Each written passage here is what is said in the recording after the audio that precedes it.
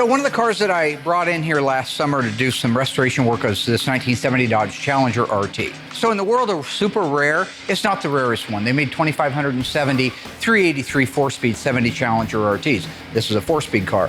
This car is wearing most of its original paint. It's very similar to a couple of cars that I drug out of the Sutherland, Oregon area 15, 20 years ago with the same symptom. This thing got popped in the nose and it got popped hard and took the whole front end off. One frame rail's still hanging on the car, but the rest of it all got ripped off and destroyed. The gentleman brought me the car to do just the body and the paint work. We're gonna fix the front end on it. We're gonna put the pieces back where they belong. We're gonna do all the body work, the metal work, the mud work, paint it, assemble it, put the windows in it so they roll up and down like they're supposed to, put the back glass in it and the headliner. That's what we call a body and paint. So at that point, he can take it home and put his engine, transmission, drivetrains, and all that stuff, the interior. He can build out the whole car himself. He's a mechanical guy. He just doesn't have the ability to do all of the body and the paint, and especially in this particular case, the structural repairs.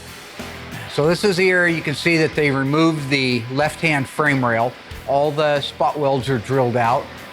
You can see here where the frame rail, when it got hit that way, it also went up in the air. That's how I have a dent right here. So based on the fact that this back baffle is puckered right here, the frame rail is that way, and this kink right here, I can tell that the impact on this car is this way. So when you're looking at a car like this, if you take your time and you have some experience in the business, you can almost figure out what happened to it by looking at the direction things went during the primary part of the impact, and then the adjacent things that are part of the secondary part of the impact. So here's a great example of Newton's theory of opposition. For every action, there's an equal and opposite reaction. See these dents? Those dents don't come from a hammer. That's from the drivetrain that was in this car when it got hit. Because when it got hit and went up and stuffed that rail over, the engine was sitting still at the time of the accident. When it got hit, it banged over off of the right-hand floor opening and back into the center again. That's what caused that dent, is inertia.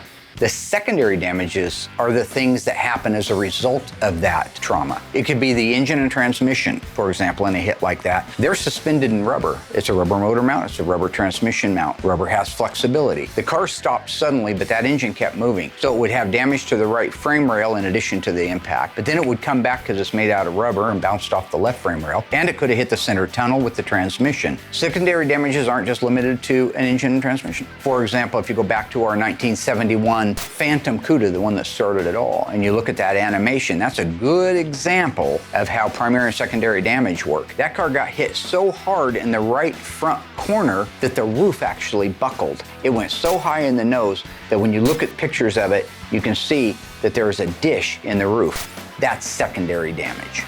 There is a dent right here in the rocker. As you can see that, see how far in that's caved right there, the bottom of the rocker and the side. I can promise you that's secondary damage from the front end. Because this would be a hard one to put in there without wiping out the entire side of the car. But if it got stuffed into a ditch and knocked into a rock or a wall, it would cause that. Same thing for the pinch weld. Why is that pinch weld all wadded up? Because that car was flying sideways. If you look here, this is a nice flat frame rail, both sides, nice and flat, no kinks, no puckers from this baffle back. But if you see that kink right there in the baffle, that normally is flat. And the only way that get pinched up and come this way like that is because that frame rail is over that way. But it's over here, it's not over back here. I don't see any spot welds pulled out of the floor. That means I've got a kink in the rail, and right there's your kink. Because that metal's gotta go somewhere, right? That's exactly where it bent over at. The guy has already drilled out all the spot welds for the cowl panel because he knows this has to come off to be able to repair the firewall. So I'll just lift that off of there right now and set it down. This is what it looks like inside there. This is the plenum area in between the upper cowl panel and the firewall. It's really hard to see, again, because this is a big piece of sheet metal.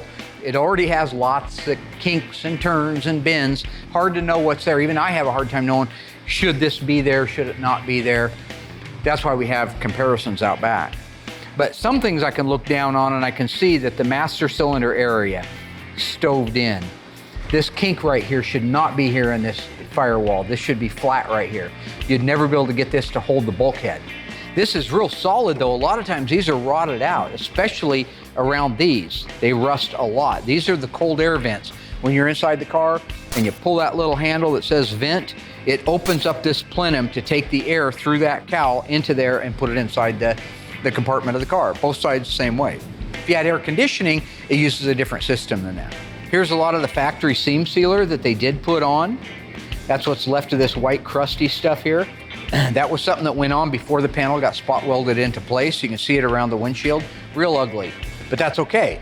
You couldn't see it once it was on the car, but it would help protect it. So the most important reason why we're not gonna put a new upper cowl panel on this car, and we're gonna have to save this one, is because the key numbers that make this a real RT are in this panel, right here. Those are the last 8 characters of the vehicle identification number. They are stamped in at the factory. It isn't really hidden very well, but it is a hidden body number. You can always tell when these have been manipulated. They have a very minor low spot to them from the stamping. Those numbers are clean. The ones look like the letter I. Everything about that is righteous as rain, just as good as it can be. So when you're talking about hidden body numbers, we've talked about this before, but if you're new to the show, I'll explain it one more time. There's a car that's described as a complete numbers matching car. That means that the vehicle identification number on the title matches the vehicle identification number on the information label on the driver's door in 71. The hidden numbers on the upper cowl panel match that title and that door, and the numbers on the radiator support match the title and the door and the cowl numbers.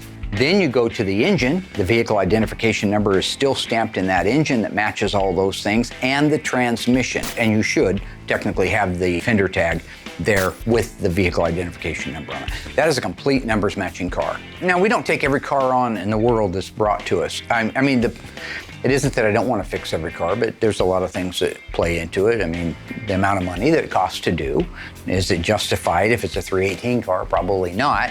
But in this particular case, I'm invested in seeing this car come back to life because it does have the original engine, the original transmission, the original cowl with the hidden numbers in it, the original upper radiator support. It's wearing its original paint. The floors are in really nice shape. I mean, if it hadn't been for this accident, whenever it happened, that took the nose off of it, this car could probably still be on the road today. So in my mind and in my heart, I think the right thing to do is make it as affordable as possible for the guy and get him back his car in paint. Hello ghouls, Mark Warman here, the ice tray from Graveyard Carz. If you enjoyed this video, be sure to like it, drop a comment down below, and subscribe to our channel. We have fantastic stuff coming up, and some of it you've never seen before. I gotta go insult people. Hey Alice!